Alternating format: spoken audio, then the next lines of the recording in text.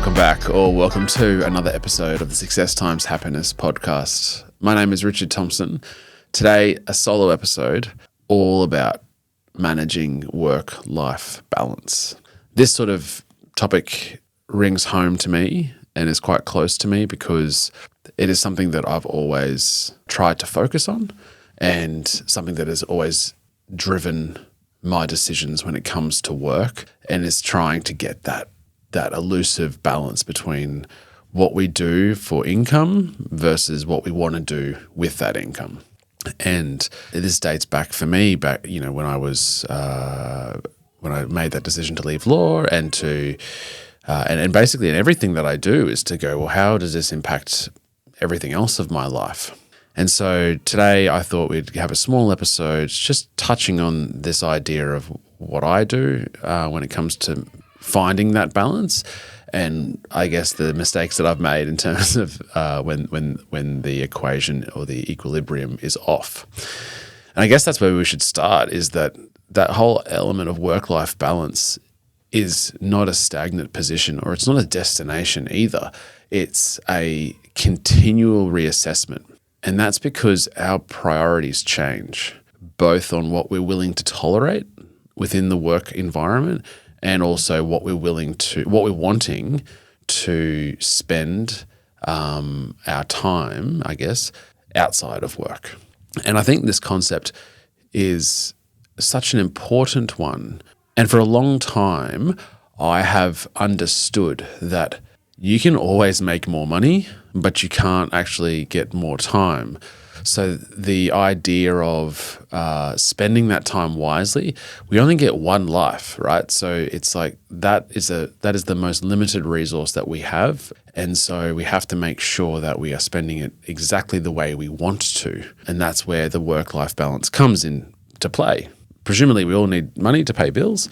And so that is that beautiful relationship. And I guess it's important to also understand that if you're listening to this, you have to understand that you have control. You have full control over this balance. You might say, no, my boss is a tyrant and I have to work 80 hours a week and I get to see my family for 15 minutes on a weekend. But ultimately you're making that decision to accept that position. And that is confronting to know that you have to take extreme ownership of that. But the beauty of that with the extreme ownership is that you then accept that you can change it. And so I'd recommend or encourage everyone to take full ownership of the balance they're in now, whether it's out of balance or not, so that you can make it better. The other thing to mention is that usually when we find the balance, we stop working on it. So you work really hard of identifying, going through this process that we'll discuss today. And then once we found a really nice equilibrium, a really nice balance, you feel it, right? You go, oh man, my life is in sync at the moment. I've got work and that's humming. I've got family, I'm killing that. I'm doing all these really lovely things. All the balls are in the air. And then you forget to keep managing it. And you forget to keep identifying what's your highest priorities and how you're spending your time. And then all of a sudden, and this is my scenario as well, right? You get so involved in a work project that you love, and then all of a sudden you're taking time away from other things that are important to you. And then all of a sudden you think, man, the balance is not there anymore. So, but not to be too hard on yourself as well, and just to go, okay, let's try to bring it back to a more sustainable balance. So, there's a Harvard Business Review article primarily about finding this balance, and I thought it was quite pertinent. First step they use is to pause, and what they say is denormalize. So to take a step, if you think you're if you think you're out of balance, then just sit with with yourself and your emotions, and to understand exactly what's out of balance. Really identify how much you're working, how much you're playing, how much you're spending time with family and friends, and then identifying what the problem, where the pain points are. The second step is to pay attention to your emotions in this process. So to be able to say, okay, I feel guilty when I'm at work because I'm not spending time with my family, but when I'm with my family, I feel guilty because I should be working, or there's stuff that I could do in the business. And so being, I guess the emotional connection to the resentment is important because it gives a really clear indication of where your values are and what's important to you. And so using those emotional cues will point you in the right direction of what's important. Third step is to reprioritize. So then to understand exactly what looks like a perfect balance for you and then putting those priorities in. And I used to think I had this analogy where we all have different hats and in our lives in terms of you might be the boss at work, you might be, you might have children, you might have a partner, you're a part of the local cricket club, you've got lots of different responsibilities. And there's a lot of balls in the air, and we have this sort of analogy where, so all the different balls in the different categories, there are some that are glass, the balls that are glass, and some that are rubber. And so what's a really important idea when you're reprioritizing your new way forward to find this balance is to really understand which ball is glass and which ball is rubber, in the sense that you drop a ball that's glass, it's going to break on the floor, and then life needs to, and then you need to clean that up, and it's a lot of work. There are some balls in some categories that are rubber that you can drop, and they will just naturally bounce back into your hand. So it's not necessarily, I don't think, understanding the idea of a category, let's say the work category, you have to keep all the balls in the air with work. And the same with family or friends or whatever. It's just understanding that there are some balls you have to catch and throw back up, and there are some balls that you can let go and drop.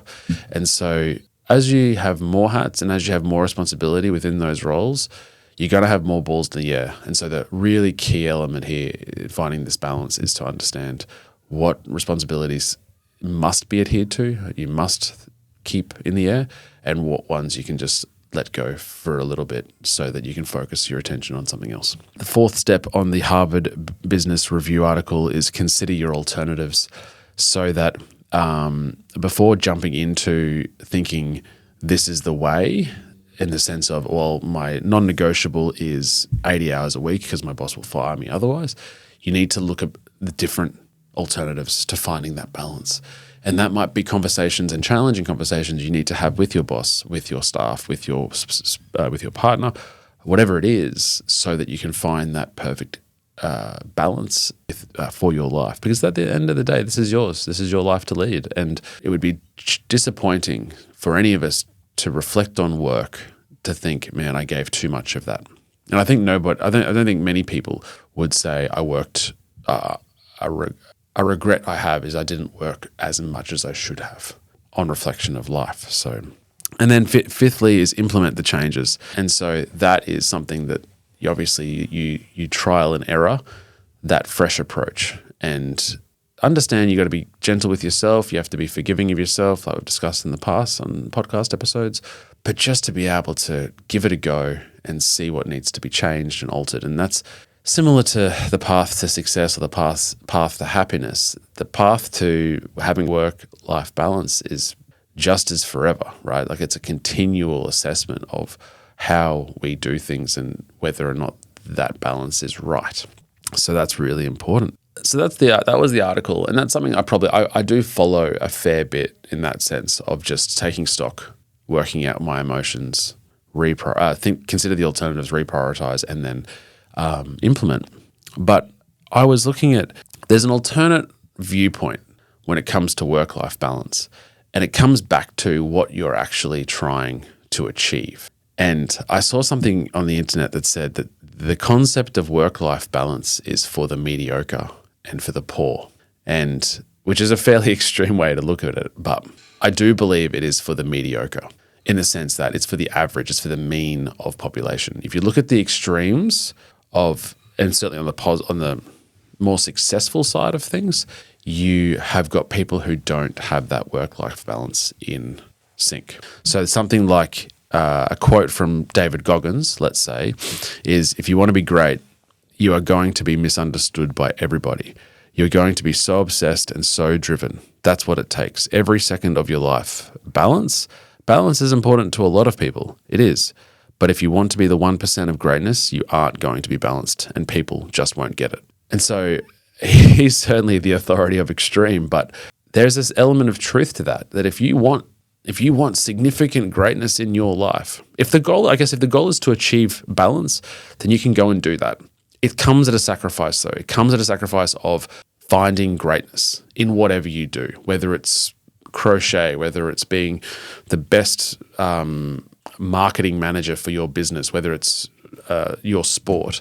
There comes a cost to balance. And so in a sense, that's what you've got to consider, is how driven are you to go and achieve something versus how driven are you to keep the balance in your life? And that is somewhat a dichotomy. The other authority I have is Alex Hormozy, who is, really quite relatable to me at least. And he says, why would I have to sacrifice things that I would prefer to do to things I don't want to do to satisfy your objective measure of what you deem as work-life balance? So and there is a segment of the community that is so driven in whatever they do that people go, oh man, he doesn't have any work-life balance. He doesn't have any hobbies. He mustn't see his children. He mustn't spend any time at home. He's just focused on his craft, right? Whatever that looks like. But if in that person the person you're talking about, if what they're doing is exactly what they want to do, then who are we to judge how their balance is? Who are we to judge? And usually it comes from a place of not jealousy, but certainly a place of you just don't understand, a lack of empathy for that person. And so society has this idea of, well, you've got to spend time with X, Y, Z in your life to define balance. But in Hormozy's position is, why should I sacrifice the things that I want to do just to appease your idea of balance? So it definitely, he comes from a place of, I guess, a different environment, but there is some truth to that. And I guess that's the point of this conversation, is to say there is balance and you need to find that, but you have to also understand that it comes at the expense of extreme achievement and whatever you're trying to do. And there might be a bit of gray between the two, in the sense of, and this is where I come from, in the sense that I want to achieve things in the future that would, in my mind, would be greatness.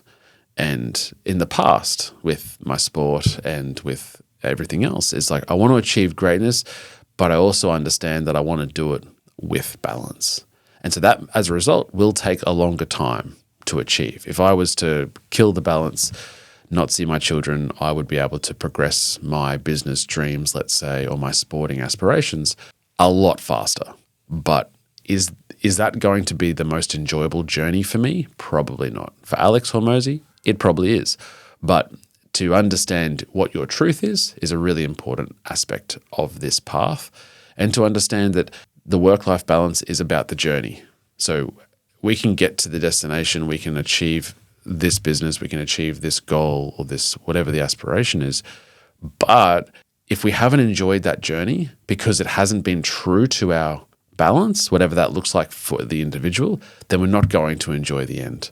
It's not going to be worth it. So the biggest step is to understand what that journey what is the best journey for you. For me personally, it's being absolutely driven to a particular goal that sustains me, that inspires me, that makes me jump out of bed every morning and go after it. But it's also to enjoy the things that I love doing outside of that process. That's for me. And so a huge step for everyone listening is to understand what is perfect for you. If it's fully committed to the process at the expense of friendships, relationships, whatever it is, then that's wonderful for you, right? You just go do that. Anything else would be a lie for you, and you wouldn't enjoy the journey because it's a lie to your truth. Whereas if you are 1,000%, I'll do 20% of my time on that business because 80% of my time has to be shifted between everything else in life, then follow that. Because if you commit any more, then you're not going to enjoy it either. Anyway, so that's work-life balance, Richard Thompson style. It's a lot of self-reflection. It's a lot of understanding your own truth. But if you really tap into it, if you really sit there with your own emotions and you understand exactly what you want from your life, you'll understand the truth. You'll understand what the balance is for you, and you will love the journey as you progress towards greatness. If you enjoyed that episode, drop me a comment, send me a message as to how you find work-life balance in your life. If you enjoy this episode, please share it with someone. Check us out on YouTube. Follow us wherever you get your podcasts. And until next time, peace.